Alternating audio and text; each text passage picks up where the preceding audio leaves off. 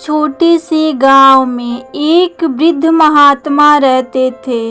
वह एक कंबल लपेटे हुए और अंजनी बजाते हुए पूरे गांव में घूमते रहते थे और लोगों से उनका दुख दर्द पूछते रहते थे। लोगों का भी उनके प्रति काफी प्रेमी स्वभाव था। उनकी खास आदत ये थी कि जब भी कोई व्यक्ति उन्हें अपना दुख दर्द बताता तो वह उस व्यक्ति का दुख दर्द दूर कर देते थे। एक दिन किसी पास के गांव से एक विद्वान पुरुष उनके गांव में आता है। उस समय महात्मा गांव के एक व्यक्ति के पास उसके दुख दर्द को पूछ रहे थे। उस व्यक्ति ने बताया कि उसके पेट में बहुत तेज दर्द हो रहा है। वह एक कदम भी नहीं चल सकता, इसीलिए वह किसी डॉक्टर के पास भी नहीं गया। कृपया आप ही कुछ कीजिए। आदमी की दर्द भरी आवाज सुनकर महात्मा जी ने कहा, यहाँ लेट जाओ। वह आदमी तुरंत वहीं लेट जाता है। फिर महात्मा जी अपने उस कंबल को उस व्यक्ति के पेट पर डालते हैं और हल्के हल्के से हाथ फेरते हैं और कंबल को उठा लेते हैं। कुछ समय बाद वह व्यक्ति खड़ा हो जाता है और कहता है कि महात्मा जी, मेरा पेट दर्द बिल्कुल गायब हो गया है, अब मैं बिल्कुल ठीक हूँ। और वह महात्मा जी को धन्यवाद देता है। उनके इस चमत्कार को देखकर पास ही खड़े दो और व्यक्ति कहते हैं कि महात्मा जी, आपने इस व्यक्ति के दर्द को गायब किया है, कृपया आप इसके घर खाना खाकर ही जाएं। ऐसा सुनकर महात्मा जी कहते हैं कि अगर तुम इतने प्यार से ही बोल रहे हो तो चलो ठीक है। महात्मा जी उस व्यक्ति के घर जाते हैं और भोजन ग्रहण करते हैं। भोजन करने के बाद वह वापस अपनी कुटिया पर आते हैं। यह सब चमत्कार होते हुए वह विद्वान पेड़ के पीछे खड़े होकर देख रहा था। कुछ समय के लिए तो वह दंग रह गया कि यह सब कैसे हो सकता है। उसने महात्मा जी का पीछा करना शुरू किया। अगली सुबह महात्मा जी फिर कंबल ओढ़कर और अंजनी बजाते हुए गांव की फेरी करने के लिए निकले। वे खेतों पर टहल ही रहे थे कि एक आदमी उसके पास आया और कहने लगा, महात्मा जी, पिछले 3 सालों से मैं अपने खेत में अच्छी फसल नहीं उगा पा रहा हूँ। काफी मेहनत करता हूँ लेकिन फसल अच्छा पैदा नहीं होता है, कृपया आप कुछ कीजिए। पहले तो महात्मा जी ने कहा, इसमें मैं क्या कर सकता हूँ, तुम्हें अपनी मेहनत पर भरोसा है या नहीं। फिर महात्मा जी उस निराश व्यक्ति की ओर देखते हैं और कहते हैं, चलो ठीक है। फिर महात्मा अपने उस कंबल को लेते हैं और खेत की मिट्टी पर हल्के से घुमाते हैं और वापस उस व्यक्ति के पास आकर कहते हैं, अब अपनी अच्छी फसल के लिए खूब मेहनत करो।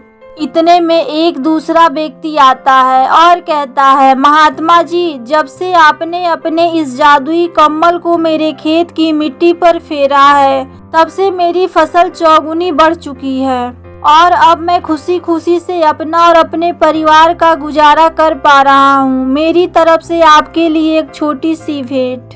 वह व्यक्ति फल और सब्जियों से भरी टोकरी को महात्मा जी को भेंट करता है। महात्मा जी उस भेंट को स्वीकार करते हैं और अपने कुटिया की तरफ निकल जाते हैं।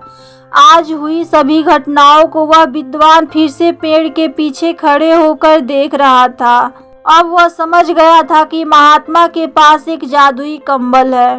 वह सोचता है कि अगर वह कंबल उसके पास आ जाए तो वह अपने मान सम्मान और संपत्ति में वृद्धि कर सकता है। वह दोबारा से महात्मा जी का पीछा करता है और उनकी कुटिया तक पहुंच जाता है।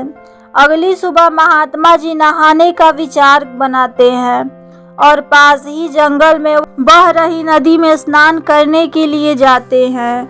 वह विद्वान भी उनके पीछे पीछे जाता है।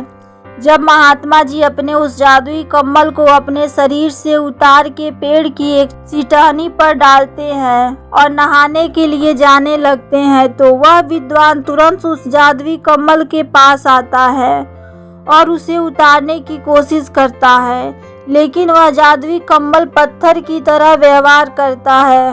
वह विद्वान उसको खींचने की कोशिश करता है, लेकिन कम्बल पूरी तरह से जकड़ चुका था। कुछ समय बाद महात्मा वापस आने लगते हैं। महात्मा को वापस आते हुए देखकर वह विद्वान बिना कम्बल लिए ही चला जाता है। महात्मा जी आते हैं और उस कम्बल को उतार कर अपने शरीर पर लपेट लेते हैं। कुछ समय बाद वो उस कम्बल को धूप में सुखाने के लिए डाल देते हैं ताकि दोबारा डालने के बाद थोड़ा शरीर को गर्माहट मिल सके।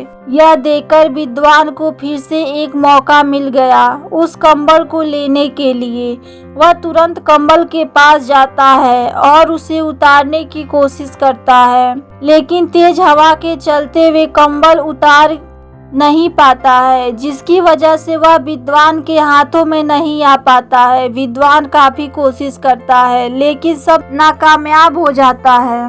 इतने में दोबारा महात्मा जी वापस आते हैं। महात्मा जी को वापस आते हुए देखकर वह विद्वान फिर से पेड़ के पीछे छुप जाता है।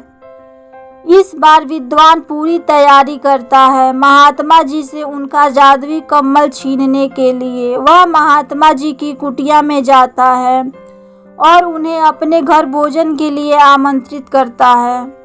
दरअसल यह उसका एक सोचा समझा प्लान था जिससे वह महात्मा जी के उस कम्बल को छीन सके। महात्मा जी उसके आमंत्रण को स्वीकार करते हैं और अगले दिन उसकी कुटिया में प्रवेश करते हैं।